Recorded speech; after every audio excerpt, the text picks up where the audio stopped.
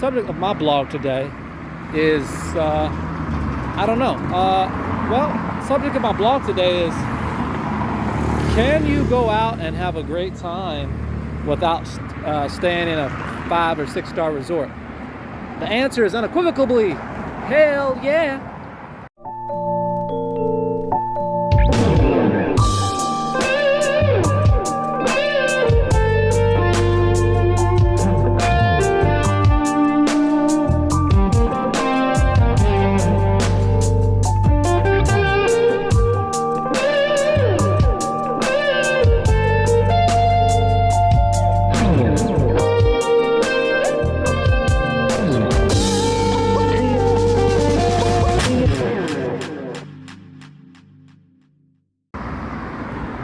Kind of feel like doing a sunshine shoulders.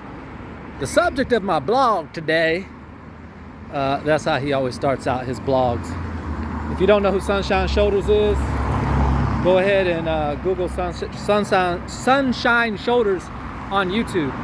He's a guy out in the Philippines, and boy, he drops gems, massive knowledge on people traveling abroad, especially about the Philippines.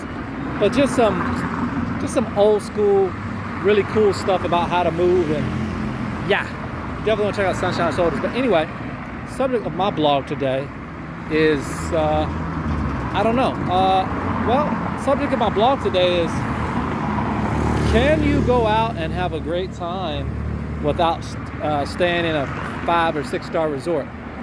The answer is unequivocally, hell yeah. I came down here for a wedding. One of my neighbors getting married, and basically the resort, if you look up, I think it's called Hyatt Zilara. If you look up Hyatt Zilara Resort, the thing's like $600 a night. Damn! It depends upon when you book it or where you book it. It could be $400 or $500, could be $600.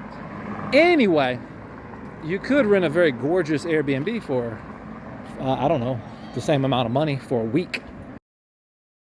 But pros and cons of the resort. The resort, when you're paying that much money, when you're paying like upwards of $600 or more per night, you definitely don't want to leave the resort because you want to get your money's worth out of it. You know, that's for darn sure. But number two, they do make everything convenient for you. They take care of a lot of stuff for you. They're going to pamper you. They need to pamper you for all the money you're paying. But they pamper you, and there's people there to help you if you need help. So there's definitely benefits to a resort. They always keep you entertained. They got people there. They got shows going on. If they see you bored, it's their job to come around and try to pep you up. Oh, this place smells good. I don't know what it is, but it smells delicious. It smells good. But anyway, yeah, their job is to keep you entertained. And I honestly think their job is to keep you on that resort. And you would think, okay, they've already making their money off of you because you're at the resort, but there's other things at the resort that you might have to pay extra for, little incidentals. I don't know all what they are because I didn't stay at the resort, so I'm not going to be able to speak to every incidental you'd have to pay at a resort, but I did, look up some of them on the internet. Certain food items, I mean, most food is free, but I'm sure certain types of drinks or certain food items you would pay for.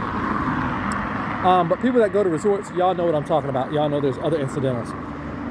But with that being said, even if you don't get all the incidentals, you're still gonna still should have a pretty good time. I mean, that food looked delicious.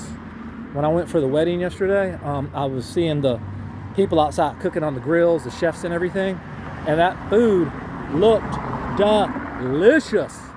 And again, it should be for the amount of money you're paying. The view, right when I walked into the Hotel Hyatt Zilara, the view, I give it to them. It was a $1 million view. If you want to just I'd say $100,000 view, but $1 million view is how we like to term it. The view was gorgeous, stunning. Beach water looked like pool water. It was blue and beautiful. You can access the beach for free further down anyway, and it's the same blue water, by the way. I'm just speaking about the view when you actually walk into the resort and you can see the view out the back. It is just gorgeous, just absolutely gorgeous. So, you know, another leg up for the resorts. The downside of the resorts, again, well, let's start with the downsides of the resorts besides the price. You don't really get out and do anything. You stay on that resort. So honestly, minus the $1 million view, you could probably go somewhere and rent a goddamn mansion in some of these countries for a few $1,000s for the month. I'm talking for the month. Like what you would pay at Hyatt Zilara, let's see, 6 days at 600, that's 3,600 a week would be 4,200. Yeah, you could definitely rent. You go to some place in Africa and rent for the month. Now you may not want to stay there for the month, but the point is you could do it. So, and then also, like I said, because they encourage you to stay on the resort, you're not incentivized to go anywhere. So you're kind of not even in Mexico when you're in the hotel zone, to be honest with you. It's like if you come straight from the airport, go straight to the hotel zone, you might as well damn near be in Midtown Atlanta or Soho, New York, because you're not in Mexico. Kind of, you kind of are, because everybody's Mexican, but you're not. You know what I'm trying to say. So that's the downside. You're definitely not exploring. You're definitely not seeing some of the sights and what you have to experience.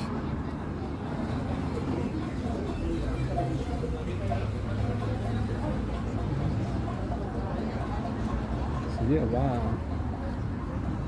Just passed another nice restaurante. El restaurante. Certain words in Spanish I really like aeropuerto and restaurante. I don't know why I gravitate towards those words. Pregunta, preguntar, yo pregunto, tú preguntas, ella pregunta, what is it, nosotros preguntábamos, I don't know, but anyway, y'all get what I'm saying. So yeah, I can dig it, y'all can dig it. Just look at how beautiful everything is. It's just gorgeous over here. I mean, hola. Hola, hola. Yeah. Some people respond, some people respond, some people don't. So people be having stuff on their mind. By the way, there is a boatload of one-way streets here, what I noticed. Boatload of one-way streets.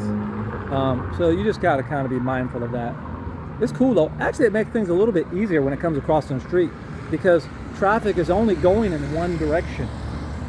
So that is a very good thing. So back to part 2, and I'm shooting this video in landscape mode just to see if it's any better. I realized the other one I shot in portrait mode, which is kind of long ways, but this one I'm shooting in landscape. Kind of noisy here because we got the buses, but the second part is, can you have a good time and not be in a resort? Absolutely. You're going to see more. I think you're going to do more. You know, you're going to do more of stuff that you probably don't, experience stuff that you're not going to experience in your hometown, which is kind of the purpose of being in a different country, in my opinion.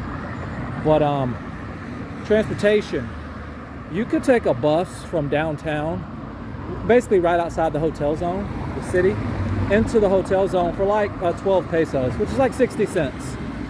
So you can catch a bus for 60 cents. Monday, not Monday, God, when did I get here? I got here Wednesday, so Thursday, I traveled from here to Tulum because I wanted to see the Tulum ruins. So to get to the Tulum ruins, I took a Colectivo bus. The Colectivo bus, you have to take 2. One's gonna go from here to Playa del Carmen, and the other one's gonna go from Playa del Carmen to Tulum, to the ruins.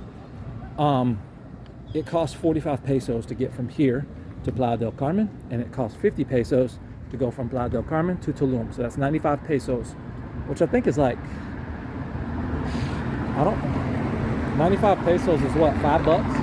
So it's gonna take around $5 to get there and $5 to get back. So $10. And then $10 to actually get into the ruins. Now, you know, the ride is cool. I mean, it's like I said, it's about 2 hours roughly, maybe a little more, a little less, depending upon traffic. And yeah, it's a good value, I think. It's a kind of a good adventure. There's a nice beach out there where the Tulum ruins are, and you'll see that I actually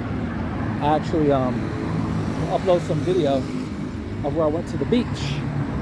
I went to the beach at the Tulum ruins, and it was beautiful. It was gorgeous. So you're talking about, like, let's say base price of like 15, because it was $5 to get into the room. So like $15, $16, you know, for that experience that day. And of course you can buy food and stuff, you know, it's not going to cost you too much. You know, you can budget, I don't know, $15, $20 for that if you want to. Most stuff is like, a good meal would be like 10 bucks. So 20 bucks would be kind of, you know, I mean, it's whatever. I don't know if you're gonna get better quality just because you spent 20 bucks, but you may, I don't know, depends on where you go. But anyway, the Tulum ruins was great. They probably offer you that as a tour from the hotel zone, from some of those resorts, but my thing is, dude, let me cross the street real quick. My thing is, oh, nice artwork here. Nice art.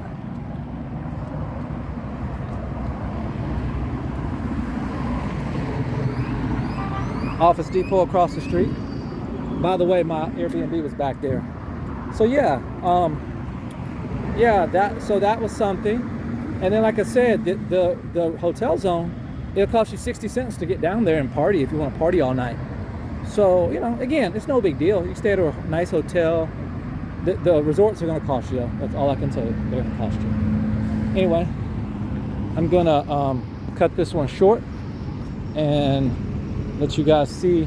That's El Hospital right there, all in that area. And kind of good to know what the hospitals are, if you ask me. Very good idea to know what hospitals are. So let me go and try to find this street vendor.